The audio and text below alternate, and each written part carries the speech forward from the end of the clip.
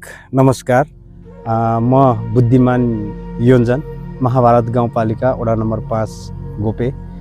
हाल चाहिँ हामी हाम्रो महाभारत गाउँपालिका वडा नम्बर 5 स्थित धुच्छेडाँडा निवासी हाम्रो अत्यन्तै प्रिय मित्र मेरो साइनोले भाइ उदय लामा योन्जनको 49 दिने आफ्नो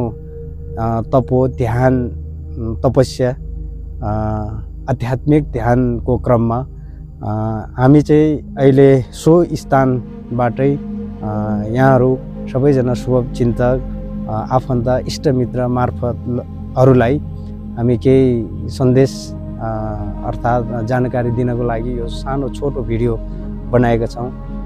हिजो हाम्रो उदय लामा योन्जनको मङ्सिर 23 गतेदेखि सुरु भएको आध्यात्मिक ध्यानको क्रममा उहाँलाई केही असर नपुगोस् भन्ने हेतुले हामी चाहिँ यो